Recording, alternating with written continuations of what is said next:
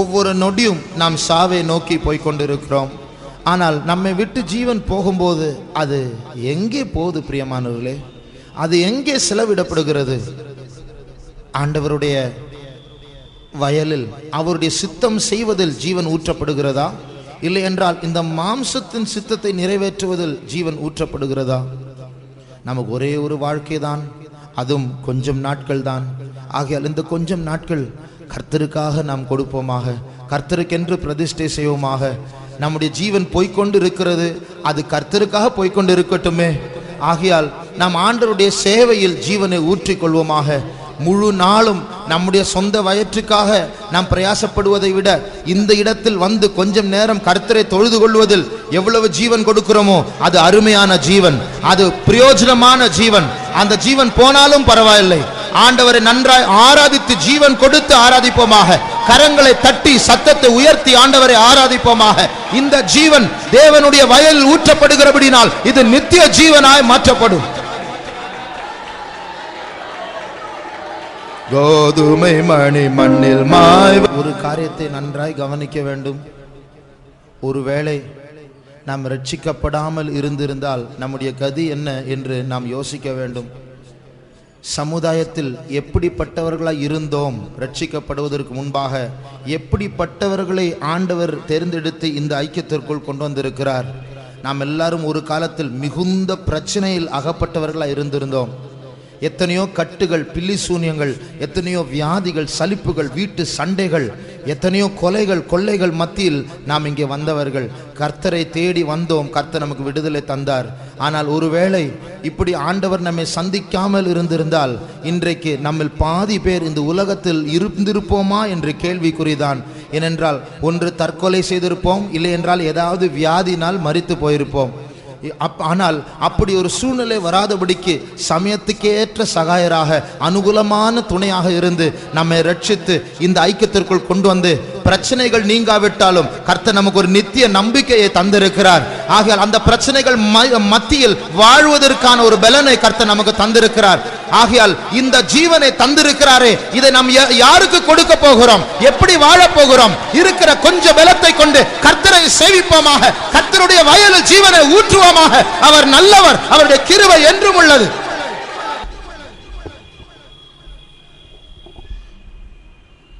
மத்தேயு எழுதின சுவிசேஷம் 15ஆம் அதிகாரம்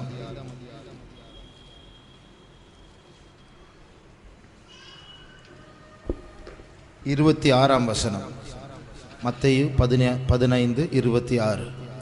அவர் அவனை நோக்கி, பிள்ளைகளின் அப்பத்தை எடுத்து நாய்க்குட்டிகளுக்கு போடுகிறது நல்லதல்ல என்றார்.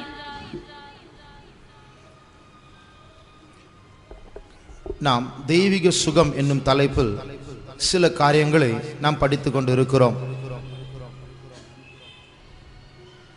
அநேகர் இந்த சிபிஎம் சபையாருடைய உபதேசம், தெய்வீக சுகம் என்னும் உபதேசம், இது பிசாசுடைய உபதேசம் என்று சொல்லவும், இது தேவனால் வந்த ஒரு காரியம் அல்ல, இது கடைசி நாட்களில் வெளிப்படுகிற வஞ்சிக்கிற ஒரு ஆவி என்றும் சொல்லுகிறார்கள். ஆனால் நாம் இந்த உபதேசத்தின்படியே வாழ்ந்து வருவதற்கான காரணங்கள் என்ன, இதற்கு வேதத்தில் அத்தாட்சி உண்டா என்று இந்த தலைப்பில் சில காரியங்களை நாம் படித்து வருகிறோம். கடந்த சில வாரங்களில் மருத்துவம், இதனுடைய சரித்திரம் என்ன, இதனுடைய ஆரம்பம் என்ன, கர்த்தர் ஏன் மருத்துவத்தை பற்றி விவரமாக வேதத்தில் எழுதவில்லை, தேவனுடைய மனதென்ன, இவைகள் எல்லாம் வசனத்தின் அடிப்படையில் நாம் படித்து வந்தோம். சில நாட்களாக இந்த வேத பாடம் நிறுத்தப்பட்டதனால மறுபடியும் சில காரியங்களை சுருக்கமாக இந்த நேரத்தில் நாம் காணப்போகிறோம். அதற்கு முன்பாக 2 காரியங்களுக்காக நாம் கர்த்தருக்கு ஸ்தோத்திரம் சொல்ல போகிறோம். அதாவது, பேசுகிற நான் தேவனுடைய தூய்மையான வார்த்தைகளை பேசும்போது என்னுடைய நாவில் சுத்தம் இல்லாவிட்டால், என்னுடைய நாவில் இருக்கிற அசுத்தம் தேவனுடைய வார்த்தையோடு கூட கலந்து தேவனுடைய வார்த்தை உங்களிடத்தில் சேரும்போது அது வல்லமையற்றதான ஒரு வார்த்தையாக மாறிவிடும். ஆகையால் என்னுடைய இருதயம், என்னுடைய வாழ்க்கை அந்த தூய்மையான வார்த்தை சபையாரிடத்தில் சேருவதற்காக தடையாக மாறக்கூடாது. ஆகையால் முதலாவது கர்த்தர் என்னை பரிசுத்தப்படுத்த வேண்டும். இரண்டாவது, வசனத்தை கேட்கிற நீங்கள் கேட்கும் போது விசுவாசத்தோடு கேட்க வேண்டும். இல்லை என்றால் அந்த வசனம் பிரயோஜனமற்றதாக போகும் என்று வேதம் சொல்லுகிறது. எபிரேயர் 3ஆம் அதிகாரம்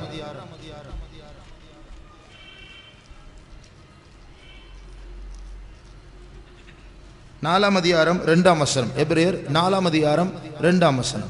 ஏனெனில் சுவிசேஷம் அவர்களுக்கு அறிவிக்கப்பட்டது போல நமக்கும் அறிவிக்கப்பட்டது. கேட்டவர்கள் விசுவாசம் இல்லாமல் கேட்டபடியினால் அவர்கள் கேட்ட வசனம் அவர்களுக்கு பிரயோஜனப்படவில்லை. கேட்கிறவர்கள் விசுவாசம் இல்லாமல் வசனத்தை கேட்டபடினால் அவர்கள் வசனத்தை கேட்டாலும் அந்த வசனம் அவர்களுக்கு பிரயோஜனமாக இருக்கவில்லை. ஆகையால் நாம் இப்பொழுது வசனத்தை கேட்கும் போது தேவன்தான் இந்த காரியங்களை வெளிப்படுத்துகிறார் என்கிறதான அந்த விசுவாசத்தோடு நாம் கேட்டால் அது நமக்கு பிரயோஜனமா இருக்கும். ஆகையால் பேசுகிற என்னை தேவன் முதலாவது பரிசுத்தப்படுத்த வேண்டும். கேட்கிறதான உங்களை கர்த்தர் விசுவாசத்தினால் நிரப்ப வேண்டும். இந்த ரெண்டு காரியங்களுக்காக முதலாவது நாம் கர்த்தரை ஸ்தோத்திரிப்போம். ஸ்தோத்திரம், ஸ்தோத்திரம், ஸ்தோத்திரம், ஸ்தோத்திரம், ஸ்தோத்திரம், ஸ்தோத்திரம், ஸ்தோத்திரம், ஸ்தோத்திரம், ஸ்தோத்திரம், ஸ்தோத்திரம். ஓ ரபா கதுடா கபாரியா பசபானி மங்கரபா கலபா. Lord, forgive me. Jesus, cleanse me. Jesus, wash me. Praise you. Fill thy people with faith, oh God. Praise you, Lord. Thank you, Lord. Stotram, stotram, stotram, stotram, stotram, stotram, stotram, stotram, stotram. Praise you, we praise, we praise, we praise you. Thank you, Lord. We thank you, Lord. We thank you, Lord. We thank you, Jesus. We praise you. தேவனுடைய வசனத்தின் அடிப்படையில் சில காரியங்களை கவனிப்பதற்கு முன்பாக முதலாவது ஒரு குறிப்பிட்ட doctor, ஒரு மருத்துவர் ஒரு கேசட்டில் அவர் பேசினதான செய்தியின் சுருக்கத்தை நான் உங்களுக்கு வாசிக்க விரும்புகிறேன்.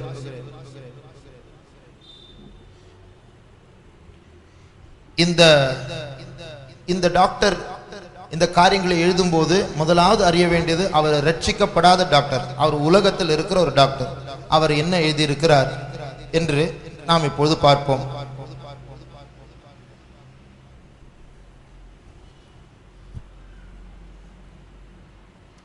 அந்த டாக்டருடைய பெயர்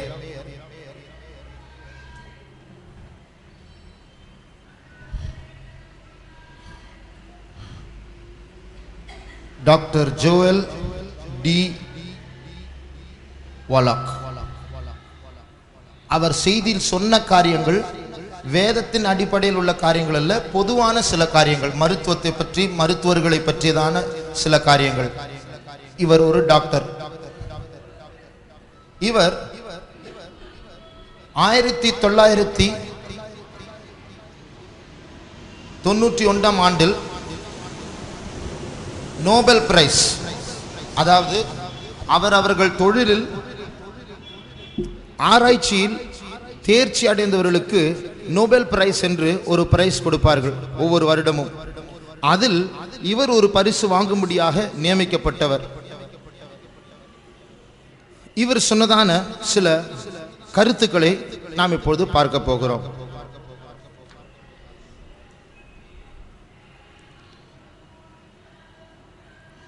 இது அமெரிக்காவில் 3 வருட காலமாக ஆராய்ச்சி செய்து கண்டுபிடிக்கப்பட்டதான ஒரு காரியம்.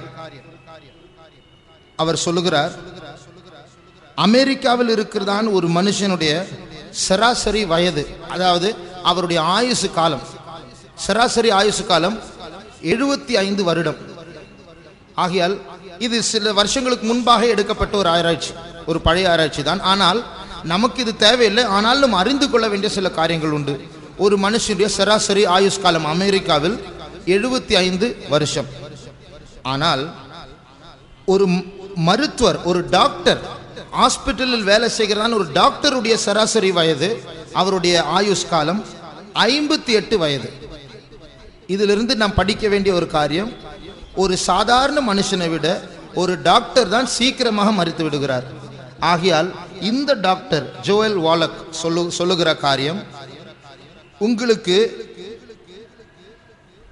புள்ளி விவரத்தின்படி 20 ஆண்டு காலம் உங்களுக்கு ஆயுஷ் நாட்களில் கூட வேண்டுமென்றால் நீங்கள் டாக்டராக மாறாதீர்கள். அவர் எழுதின வார்த்தை, இந்த டாக்டர் எழுதின வார்த்தை. 20 ஆண்டு காலம் எக்ஸ்ட்ரா கூடுதலாக நீங்கள் வாழ வேண்டும் என்றால் தயவு செய்து டாக்டர் படிக்காதீங்க, டாக்டராக மாறாதீங்க. கொஞ்ச நேரம் பிறகு அதே கேசட்டில் அவர் சொல்லுகிறார், நான் இன்னொரு காரியத்தை உங்களுக்கு சொல்லுகிறேன், ஒரு ஆலோசனையாக, ஒரு ஸ்ட்ராங்கான ஆலோசனையாக சொல்லுகிறேன். நீங்கள் டாக்டரிடத்தில் செல்லாமல் இருப்பதே நல்லது என்று இந்த ரட்சிக்கப்படாத மருத்துவர் சொல்லுகிறார். இதற்கான காரணத்தை அவர் சொல்லுகிறார். நான்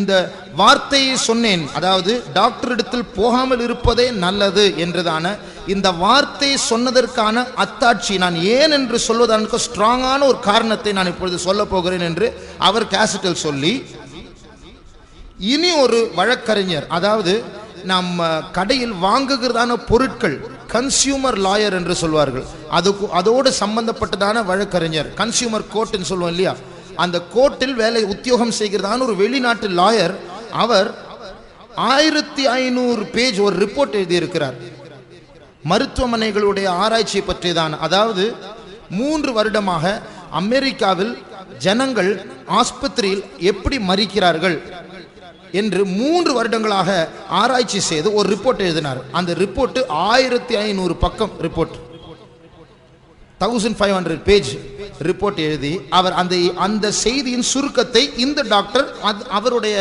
அந்த புஸ்தகத்திலிருந்து எடுத்து வாசிக்கிறார். அந்த ஆளுடைய பேர், அந்த வக்கீலுடைய பேர் ரால்ஃப் நேடர்.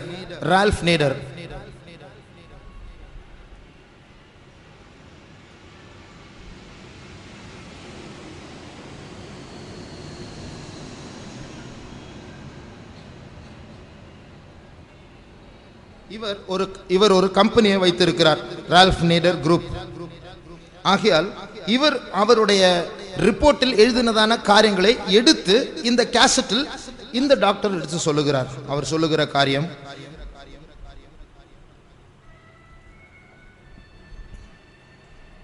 ஒவ்வொரு வருஷமும் அமெரிக்காவில் உள்ளதான மருத்துவமனைகளில் 3 லட்சம் பேர், 3 லட்சம் அமெரிக்கர்கள் கொல்லப்படுகிறார்கள். ஒவ்வொரு வருஷமும் அமெரிக்காவில் உள்ளதான மருத்துவமனைகளில் 3 லட்சம் பேர் அமெரிக்கர்கள் கொல்லப்படுகிறார்கள். அதில் நாம் கவனிக்க வேண்டிய சில காரியங்களை அவர் கேசட்டில் தானே அவர் சொல்லுகிறார். கவனியுங்கள், அமெரிக்காவில் மருத்துவமனைகளில் ஒவ்வொரு லட்சமும் 3 லட்சம் பேர் மரிக்கிறார்கள் என்று சொல்லாமல் 3 லட்சம் பேர் கொல்லப்படுகிறார்கள் என்றுதான அந்த வார்த்தையை இந்த வக்கீல் அவருடைய ரிப்போர்ட்டில் எழுதியிருக்கிறார்.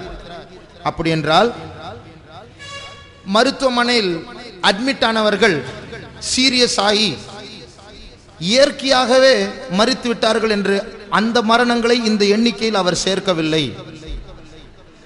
தெரியாமல் அறியாமையினால சின்சியராக டாக்டர்கள் அவர்களுடைய தொழிலை செய்யும் போது தெரியாமல் தவறுகளை செய்து அவர்கள் மரித்து போனார்கள் என்று அந்த மரணங்களை இந்த எண்ணிக்கையில் அவர் கொண்டு வரவில்லை. ஆனால் கொல்லப்படுகிறார்கள் என்ற வார்த்தை என்று சொல்லும்போது டாக்டர்மார், நர்ஸ்மாருடைய அஜாக்கிரதையினால் கொல்லப்படுகிறதான, மரித்து போகிறதான பேஷண்ட்ஸ், வியாதியஸ்தருடைய தொகை அது 3 லட்சம் பேர் ஒவ்வொரு வருஷமும் அமெரிக்காவில் மரித்து போகிறார்கள். ஆகையால் கேர்லெஸ்ஸாக, கவனம் செலுத்தாமல் எத்தனையோ பேர் கொல்லப்படுகிறார்கள். இதற்கு டாக்டர்மாருக்கு பொறுப்புள்ளவர்கள் அல்ல. ஏன்னா அவங்களுக்கு தெரியும் ஹாஸ்பிட்டலில் யார் சத்தாலும் யார் கேஸ் போட போறதில்லை. அதனால டாக்டர்மாரே அஜாக்கிரதையாக ட்ரீட்மெண்ட் கொடுக்கிறார்கள். இதனால எத்தனை மரணங்கள் வருகிறது. உதாரணமாக ஒரு 2 வருஷத்துக்கு முன்னாடி மதுரையிலிருந்து நம்முடைய சிபிஎம் சபையை சேர்ந்தான ஒரு வாலிப பிள்ளை ஹார்ட்டில் ஹோல்டு இருக்குன்னு சொல்லி, ஹார்ட்டில் ஓட்டை இருக்குன்னு சொல்லி ஜிஹெச்சில், இங்கே மெட்ராஸ் ஜிஹெச்சில் அட்மிட் ஆனாங்க. அந்த பிள்ளைக்கு ஹாஸ்பிட்டல் போகணுன்னு பிடிக்கல, எனக்கு பிடிக்கலன்னு சொல்லி அழுது அழுது அழுது போனாள். ஆனால் அம்மா அப்பாவுக்கு சரியான விசுவாசம் இல்லாததுனால அட்மிட் பண்ணிட்டாங்க. நான் ஓடிடலான்னு கூட நினைக்கிறேன்னு சொன்னான். ஆனால் ஒரு மாதம் ஹாஸ்பிட்டலில் இருந்தாங்க. ஒரு மாதம் ஒரு டாக்டர் கூட வந்து பார்க்கல. அடுத்த வாரம், நாளைக்கு நாளைக்கு நாளைக்கு அடுத்த வாரம் சொல்லி ஒரு மாதம் பெட்டில் அட்மிட் ஆனாங்க. ஒரு டாக்டர் வந்து பார்க்கல. அம்மா அப்பாவுக்கே சலிப்பு வந்து கூட்டிகிட்டு போயிட்டாங்க. டாக்டர் வேணாம், ஒன்றும் வேணாம், நீ வீட்டுக்கு வா. 2 வருஷம் ஆகுறது. இன்னைக்கும் அந்த பிள்ளை நல்லா தான் இருக்குது கர்த்தருடைய கிருபையினால. இதுதான் அஜாக்கிரதை, கேர்லெஸ் என்று சொல்லுகிறது. டாக்டர்மாருக்கு நீங்கள் யார்? ஹாஸ்பிட்டல் அட்மிட் நீங்கள் யாரோ, அவங்க குடும்பத்தை சேர்ந்தவங்க இல்லையே. அதனால நீங்கள் இருந்தால் என்ன, செத்தா என்ன, காசு கிடைச்சா போதும். ஜிஹெச்சில் காசும் கிடைக்க போகிறதில்ல. அதனால எப்போ வேணாலும் ட்ரீட்மெண்ட் கொடுக்கலாம், பிரச்சனை இல்லை. இதுதான் அஜாக்கிரதை. இப்படிப்பட்ட அஜாக்கிரதை நிமித்தம் 3 லட்சம் பேர் அமெரிக்காவில் கொல்லப்படுகிறார்கள் என்று சொல்லி அவர் இன்னும் ஒரு காரியத்தை சொல்லுகிறார். இந்த 3 லட்சம் பேர் இது எவ்வளவு பெரிய தொகை என்று இனி ஒரு காரியத்தோடு ஒப்பிட்டு நான் காண்பிக்க போகிறேன் என்று இந்த டாக்டர் அவருடைய கேசட்டில் சொல்லுகிறார். அவர் சொல்லுகிறார், அமெரிக்காவுக்கும் வியட்நாம் என்கிறதான தேசத்திற்கும் போர் நடக்கும்போது, யுத்தம் நடக்கும்போது 10 ஆண்டு காலமாக எத்தனையோ பேர் ஒவ்வொரு வருஷமும் மரித்தார்கள். எத்தனையோ வீரர்கள், ராணுவ வீரர்கள், அமெரிக்காவுடைய ராணுவ வீரர்கள் ஒவ்வொரு வருஷமும் 10 வருட காலமாக மரித்தார்கள். இது நிமித்தம் எத்தனையோ லட்சக்கணக்கான அமெரிக்கர்கள் தெருவுக்கு போய் அவர்கள் புரொட்டஸ்ட், எதிர்ப்பை தெரிவித்தார்கள். இந்த யுத்தத்தை நிறுத்துங்கள், எத்தனையோ ராணுவ வீரர்கள் எங்களுடைய தேசத்தை சேர்ந்தவர்கள் மரிக்கிறார்கள், திரும்பி வாருங்கள் என்றெல்லாம் அவர்கள் எதிர்ப்பு தெரிவித்தார்கள். ஒரு வருஷத்தில் எத்தனை பேர் மரிச்சாங்க தெரியுமா? 5600 பேர். ஒரு வருஷத்துல அமெரிக்காவுக்கும் வியட்நாமுக்கும் நடந்ததான யுத்தத்தில் 5600 பேர் மரிச்சாங்களே. இந்த 5600 பேர் தேசத்திற்காக ஜீவனை விட்டு மரித்தார்கள். இதற்கு விரோதமாக பொதுமக்கள் தெருவுக்கு போய் எதிர்ப்பு தெரிவித்தார்கள். ஏன் மரிக்க வேண்டும்?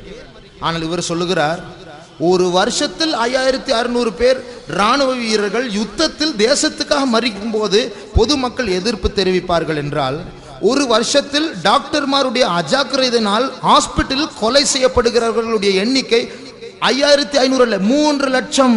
ஆனால் எத்தனை பேர் இதற்காக தெருவில் போய் எதிர்ப்பு தெரிவிக்கிறார்கள் என்று இந்த ரட்சிக்கப்படாத டாக்டர் கேட்கிற கேள்வி.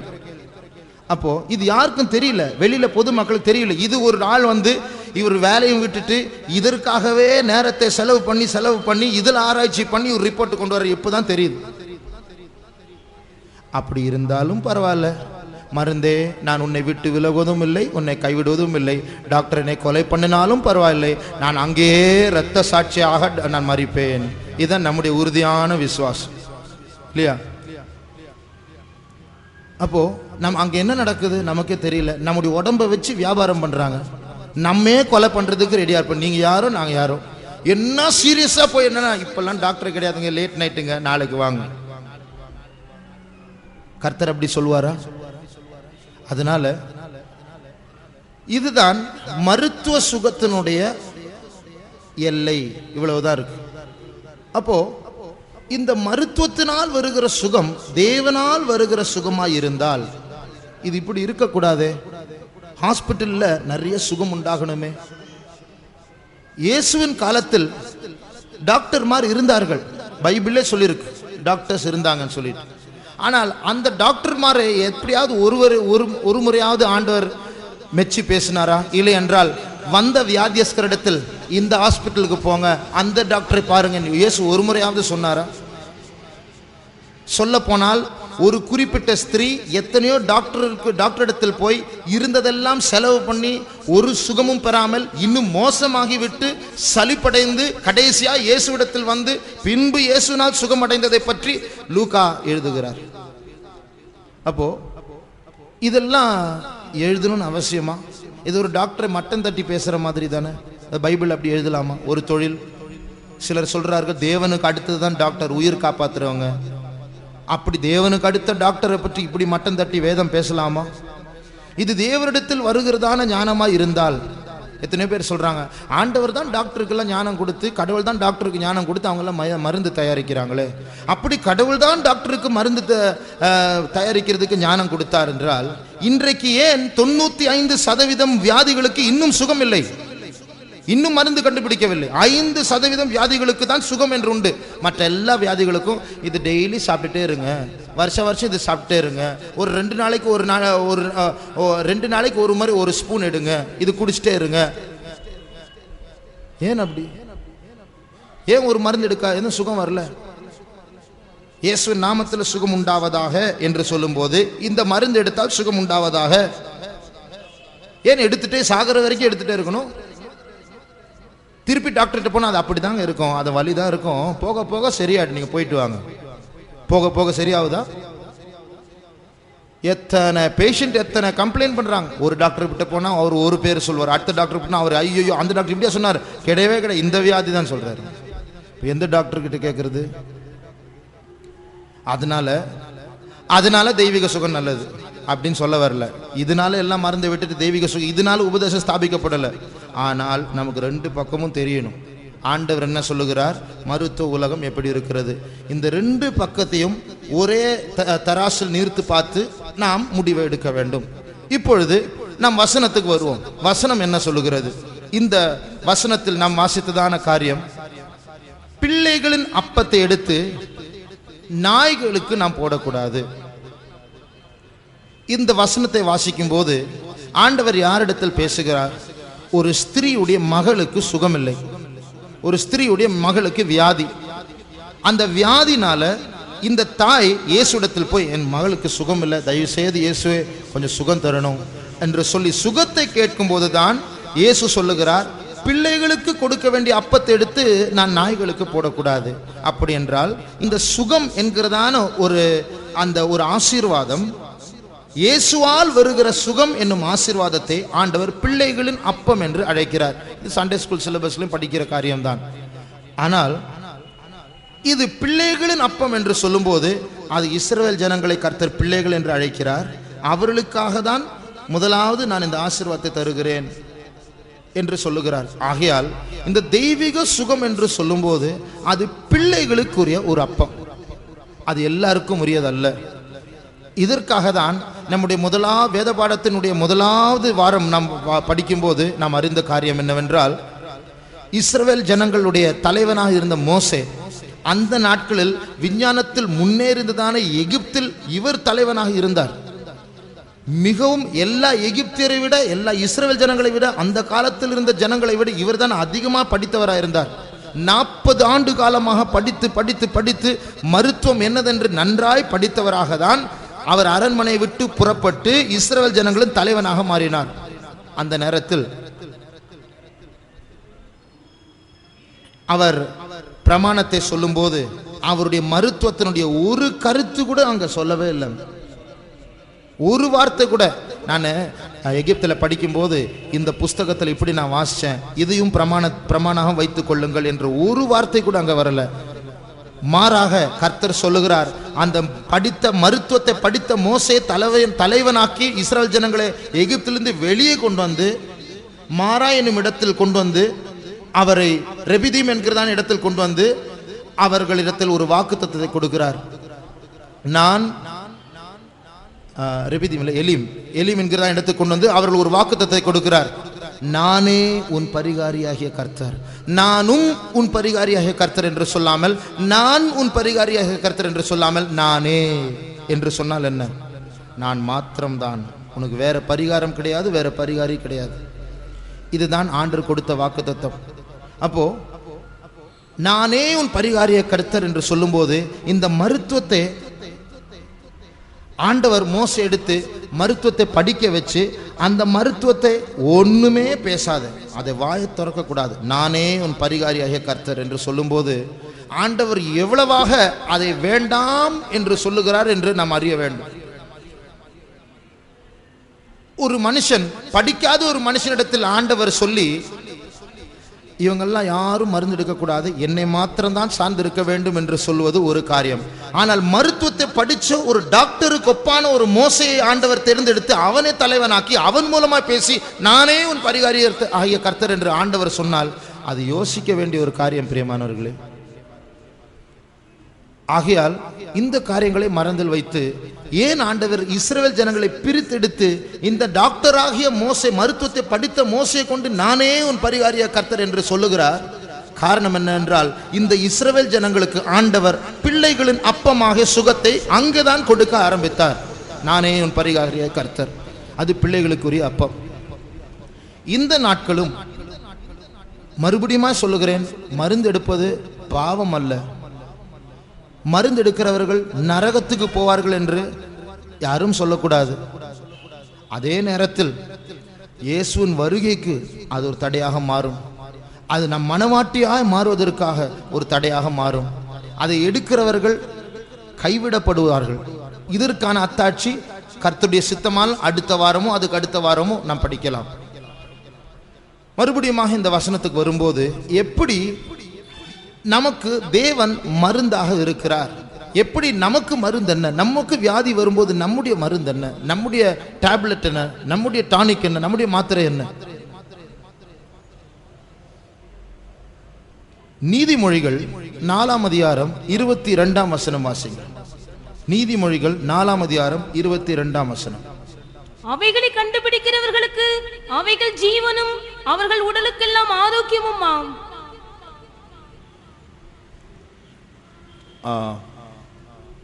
இங்கே எல்லாருக்கும் இங்கிலீஷ் பைபிள் இருக்குமான்னு தெரியாது.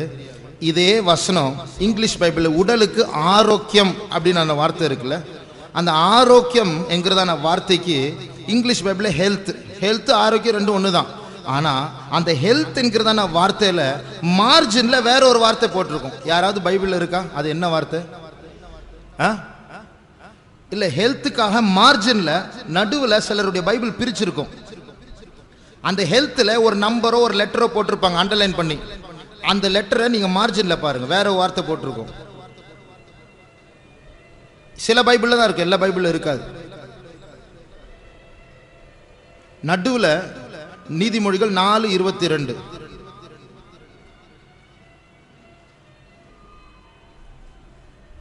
இருக்கா?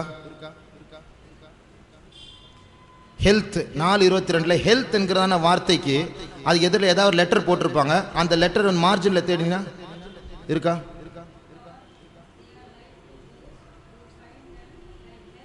அந்த ஹெல்த் இருக்குல்ல, அந்த ஹெல்த்ங்கிற வார்த்தை நடுவில் மார்ஜின் இருக்கு பாருங்க, நடுவில் கேப், வசனம் எழுதி இருக்கு பாருங்க, அதில் ஒன்றும் இல்லை. சரி, சில பைபிளில் மார்ஜினில் இன்னொரு வார்த்தை அதுக்கு ஹெல்த்துக்கு பதிலாக மெடிசின் போட்டிருக்கும். மெடிசின், மருந்து. ஆகையால் தமிழ்ல எப்படின்னா அவருடைய உடலுக்கெல்லாம் ஆரோக்கியம் என்று சொல்லாமல் மருந்தா இருக்கும் என்று வேதம் சொல்லுகிறது. அது இன்னொரு வியாக்கியானம், மொழிபெயர்ப்பு. எது? ஆண்டவருடைய வசனம். 19ஆம் வசனத்தை வாசித்தால் அங்கே அந்த வசனத்தை எழுதுகிறவர்கள் தேவனுடைய வார்த்தைகளை பற்றி தான் எழுதுகிறார். என் வார்த்தைகளை கேட்கிறவன், என் வார்த்தைகளை கவனிக்கிறவன், அவனுக்கு இந்த வார்த்தைகள் அவனுடைய உடலுக்கு ஆரோக்கியமாக இருக்கும், மருந்தாக இருக்கும். ஆகையால் கர்த்தருடைய வசனம் தான் நமக்கு மருந்து. 107ஆம் சங்கீதம் 20ஆம் வசனம் வாசிங்க. 107ஆம் சங்கீதம் 20ஆம் வசனம். அவர் தமது வசனத்தை அனுப்பி அவர்களை குணமாக்கி அவர்களை அழிவுக்கு தப்புவிக்கிறார். இங்கேயும் ஆண்டவர் அவருடைய வசனத்தை அனுப்பி குணமாக்குறார். ஆகையால் வசனம் தான் நமக்கு மருந்தாக இருக்கிறது. நம்மில் அநேகர் யோசிக்கிறதான ஒரு குறைவான வெளிப்பாடுடையவர்களாக இருக்கிறோம். எப்படி என்றால், வசனம் பைபிள் வாசிக்கும் போது நாம் எல்லாம் நினைக்கிறோம் அது நம்முடைய ஆத்மாவுக்கு மாத்திரம்தான் பிரயோஜனம் நினைச்சிட்டு இருக்கிறோம். அது மாத்திரம் கிடையாது, இந்த வசனம் நம்முடைய சரீரத்தையும் பலப்படுத்தும் என்று நாம் அறிய வேண்டும். இதற்கு அத்தாட்சியாக மத்தேயு 4ஆம் அதிகாரத்தில் 4ஆம் வசனம் வாசிங்க. அவர் பிரதியுத்தரமாக, மனுஷன் அப்பத்தினாலே மாத்திரமல்ல தேவனுடைய வாயிலிருந்து புறப்படுகிற ஒவ்வொரு வார்த்தையினாலும் பிழைப்பான் என்று எழுதியிருக்கிறதே என்றார். ஆண்டவர் இந்த வார்த்தையை யாரிடத்தில் சொன்னார்? பிசாசிடத்துல. எப்பொழுது சொன்னார்? பிசாசு ஆண்டவரை இப்ப சோதிக்கிறான். ஆண்டவரே, நீ தேவகுமாரன் தானே? அவருக்கு அப்ப பசிக்குது, இயேசுவுக்கு பசிக்குது. ஏன்னா 40 நாள் உபவாசத்துல இருந்திருக்காரு. இப்ப 40 நாள் உபவாசம் எடுத்த பிறகு அவருக்கு பசி உண்டாகும் போது இப்ப சாத்தான் சோதிக்கிறான். என்ன சொல்லுகிறான்? தேவகுமாரன் தானே, நீ என்ன சொன்னாலும் என்ன நடக்கும் தானே? அப்ப இங்கெல்லாம் கல்லா கிடக்குது, அப்பமா மாற கடவுதுன்னு சொல்லி பார்ப்போம், சொல்லுங்க பார்ப்போம் அப்படின்னு சோதிக்கிறார். அப்ப என்ன அர்த்தம்? அவருடைய பசியை தீர்க்கிறதுக்கு தேவனுடைய சித்தத்தை தேடாமல் அவருடைய சொந்த பலத்தை கொண்டு தேவனுடைய சித்தத்துக்கு மாறாக கல்லை அப்பமாக மாற்றி புசி, நீ தேவகுமாரன் நிரூபி என்று சொல்லுகிறார். அது ஒரு சோதனை. ஆனால் இயேசு என்ன சொன்னார்? மனுஷன் அப்பத்தினால் மாத்திரமல்ல தேவனுடைய வசனத்தினாலும் பிழைப்பான் என்று சொல்லும்போது, பிசாசு சரீர பிரகாரமான ஒரு அப்பத்தை தன்னுடைய சரீரத்தை நிரப்பும்படி, வயிற்றை நிரப்பும்படியாக பேசும்போது ஆண்டவர் பொருத்தம் இல்லாமல் வசனத்தை ஆத்மாவை போஷிக்கிறதை பற்றி பேசுறது கரெக்டா? அது சரியான பதிலா? ஆண்டவர் பிரதியுத்தரமாக பிசாசிடத்தில் பிசாசு சரீரத்தை பற்றி பேசும்போது ஆண்டவர் பதில் சொல்லும்போது சரீரத்தை பற்றி தான் பதில் சொல்லணும். அதான் கரெக்ட் ஆன்சர். அப்போ சரீரத்தை போஷிக்கிறதான அந்த அப்பத்தை புசி என்று சாத்தான் சொல்லும்போது ஆண்டவர் ஆத்மாவை போஷிக்கிறதான வசனத்தை பற்றி சொல்ல மாட்டார். அவர் சொல்லுகிறார், அவருடைய கருத்து, அந்த வசனத்தை கருத்து, பிசாசே, இந்த 40 நாள் நான் புசிக்காம இருந்தேனே, என்னை அப்பொழுது போஷித்தது யார்? அவருடைய வசனம் தான் எனக்கு ஆகாரமாக இருந்தது. மனுஷன் அப்பத்தினால் மாத்திரமல்ல தேவனுடைய வாயிலிருந்து புறப்படுகிற ஒவ்வொரு வார்த்தையினாலும் மனுஷன் பிழைப்பான். அதனுடைய அர்த்தம் நம்முடைய ஆத்மா மாத்திரமல்ல, நம்முடைய சரீரத்தையும் அவர் வசனத்தினாலும் பலப்படுத்துகிறார். ஆகையால் தேவனுடைய ஜனங்களுடைய சரீரங்கள் ஆகாரத்தினால் மாத்திரமல்ல தேவனுடைய வார்த்தையினாலும் காக்கப்படுகிறது. இதை நாம் அறிய வேண்டும். இதுதான் சுகத்தின் ஒரு ரகசியம். அவருடைய வசனத்தை அனுப்பி அவர்களை குணமாக்கினார். ஆகையால் தேவனுடைய வசனம் நம்மிடத்தில் சேரும் போது நம்முடைய சரீரமும் பலன் அடைகிறது. இதே வசனத்தை பழைய ஏற்பாட்டிலும் வாசிக்கலாம். எங்கே வாசிக்கலாம்? மனுஷன் அப்பத்தினால் மாத்திரமல்ல தேவனுடைய வாயிலிருந்து புறப்படுகிற ஒவ்வொரு வார்த்தையினாலும் பிழைப்பான் என்று எழுதப்பட்டிருக்கிறதே என்று இயேசு சொன்னார். எங்கே எழுதப்பட்டிருக்கிறது? உபாகமம் 8ஆம் அதிகாரம் 3ஆம் வசனம். உபாகமம் 8ஆம் அதிகாரம் 3ஆம் வசனம். அவர் உன்னை சிறுமைப்படுத்தி உன்னை பசியினால் வருத்தி மனுஷன் அப்பத்தினால் மாத்திரமல்ல கர்த்தருடைய வாயிலிருந்து புறப்படுகிற ஒவ்வொரு வார்த்தையினால் பிழைப்பான் என்பதை உனக்கு உணர்த்தும்படிக்கு நீயும் உன் பிதாக்களும் அறியாதிருந்த மன்னாவினால் உன்னை போஷித்தார். ஆண்டவர் என்ன சொல்றாரு? 38 ஆண்டு காலமாக, இல்லை என்றால் 40 ஆண்டு காலமாக இஸ்ரவேல் ஜனங்களுக்கு காலையில் இட்லி, மத்தியானம் சோறு, ராத்திரி சப்பாத்தி, ஒரு வாரத்துக்கு 3 முறை மட்டனு, இடையில முட்டை, இடையில சிக்கன், இப்படின்னு சொல்லிட்டு எல்லா வகையான ஆகாரத்தை கொடுத்து என் பிள்ளைங்க நல்ல பிள்ளைங்க, இவங்க நல்லா இருக்கணும், புஷ்டியாக இருக்கணும், ஒரு 60 வயசு வரைக்கும் இருக்கணும் என்றெல்லாம் சொல்லி அப்படியே பேலன்ஸ்டு டயட், அது பல வகையான இருக்கிற புரோட்டீனு, விட்டமின், அது இதெல்லாம் கலந்துதான ஒரு ஆகாரம் என்று சொல்லி ஆண்டவர் கொடுக்கல. காலையில் எழும்புனா வெள்ளையாக இருக்கும் தர, அது பேர் மன்னா, பனி மாதிரி பெய்யும். அதை எடுத்துட்டு அவங்க பாத்திரத்தில் வைக்கணும். நாள் ஃபுல்லாக அதுதான் சாப்பிடணும். பசி எடுத்தா மன்னா, மத்தியானம் மதிய உணவு மன்னா, சாயங்காலம் டிஃபன் ஸ்நாக்ஸு மன்னா, ராத்திரியில் தூங்குறதுக்கு முன்னாடி மன்னா, காலையில் எழும்புனா மன்னா. அவங்களுக்கு சலுப்பு வந்துச்சு. எகிப்தில் பார்த்தீங்கன்னா வெள்ளரிக்காய், கொமட்டிக்காய், பூண்டு, மீன் இதெல்லாம் நாங்கள் பார்த்தோம். இங்கே பார்த்தா எப்போ பார்த்தாலும் மன்னா மன்னா மன்னா. சொல்கிறது நியாயம் தானே? யோசிச்சு பாருங்க. ஆனால் ஆண்டவர் சொல்றார், உன்னை நான் பசியினால் வருத்தி, நான் வேண்டுமென்றே நான் உன்னை அப்படி நடத்தினேன். வேற எந்த ஆகாரமும் கொடுக்கல. உங்களுக்கு காலையிலிருந்து சாயங்காலம் வரைக்கும் 38 ஆண்டு காலமாக ஒரே வகையான ஆகாரத்தை கொடுத்தேன். எந்த டாக்டர் ஒத்துக்கொள்வாங்களா? ஒரே ஆகாரத்தை சாப்பிட்ட என்ன நடக்கும்? எந்த டாக்டர் கிட்ட கேளுங்க, வியாதி தான் வரும். ஆனா இந்த பரம டாக்டர் வேண்டுமென்றே இது பொய் என்று நிரூபிக்கும்படியாக 38 ஆண்டு காலமாக வேற எந்த ஆகாரத்தினால் இஸ்ரவேல் ஜனங்களை போஷிக்காமல் மன்னாவினால் மாத்திரம் அவர்களை போஷித்து சொல்லுகிறார், மனுஷன் அப்பத்தினால் மாத்திரமல்ல தேவனுடைய வார்த்தையினால் பிழைப்பான் என்று நிரூபிக்கும்படியாகவே உன்னுடைய சரீர பிரகாரமான ஆகாரத்தை குறைத்து அந்த 40 ஆண்டு காலமாக மோசேயின் மூலமாக உன்னிடத்தில் பேசி பேசி பேசி என் வார்த்தையினால் தான் நீ பிழைப்பா என்று சொல்லி உன் ஆகாரத்தை குறைத்தும் ஒரு வியாதியும் உன்னை தாக்காதபடிக்கு நான் தான் என்னுடைய வசனத்தினால் உன்னை காத்தேன். அல்லேலூயா. ஆகையால் கர்த்தர் இதை நிரூபிக்கும்படியாக தான் ஆண்டவர் அவர்களை அவர்களை மன்னாவினால் போஷித்தாள். மறுபடியும் அந்த வசனத்தை வாசியுங்கள். அவர் உன்னை சிறுமைப்படுத்தி உன்னை பசியினால் வருத்தி மனுஷன் அப்பத்தினால் மாத்திரமல்ல கர்த்தருடைய வாயிலிருந்து புறப்படுகிற ஒவ்வொரு வார்த்தையினாலும் பிழைப்பான் என்பதை உனக்கு உணர்த்தும்படிக்கு நீயும் உன் பிதாக்களும் அறியாதிருந்த மன்னாவினால் உன்னை போஷித்தார். அப்போ ஆண்டவர் உன்னை மன்னாவினால் போஷித்தார். அதனால இது நாமும் அறிய வேண்டும். ஆண்டவர் அவருடைய வசனத்தினால் நம்முடைய சரீரங்களையும் போஷிக்கிறார். இது நாம் அறிய வேண்டிய ஒரு ரகசியம்.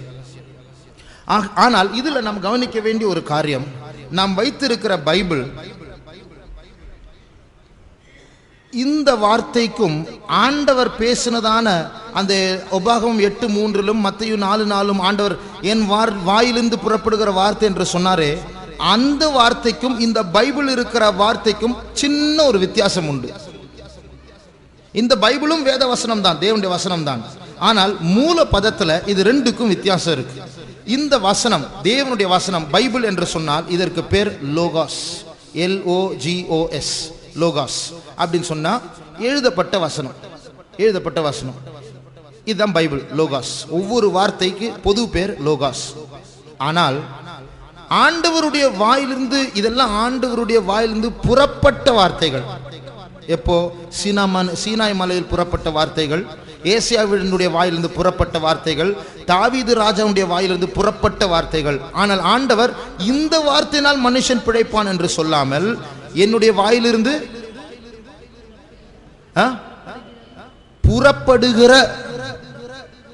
புறப்படுகிற நிகழ்காலத்தில் ப்ரொசீடத், என்னுடைய வாயிலிருந்து புறப்படுகிற ஒவ்வொரு வார்த்தையினாலும் மனுஷன் பிழைப்பான். அதனுடைய அர்த்தம் என்ன? நம்ம பைபிள் வாசிக்கிறோம் இல்லையா? பைபிள் வாசிக்கும் போது ஏதோ ஒரு வசனம் நம்ம இடத்துல பேசும். காலையில் பைபிள் வாசிக்கிறதுக்கு முன்னாடி நம்ம ஆண்டவர்கிட்ட ஒரு நிமிஷம் பேசணும், ஜெபம் பண்ணணும். ஆண்டவரே, இப்போ நான் பைபிள் வாசிக்க போகிறேன், நம்முடைய வசனத்தினால் என்னோட பேசும் ஆண்டவரே அப்படின்னு ஒரு நிமிஷம் ஜெபம் பண்ணிட்டு நம்ம வாசிச்சா எங்கேயோ அந்த பைபிள் போர்ஷனில் அந்த அதிகாரத்தில் கர்த்தர் பேசுவார். ஒரு சின்ன வசனமாக இருக்கட்டும், சின்ன வெளிச்சம். அதுதான் உங்களுக்கும் எனக்கும் இந்த வனாந்திர பாதையில் மன்னா. இதான் நம்முடைய மன்னா.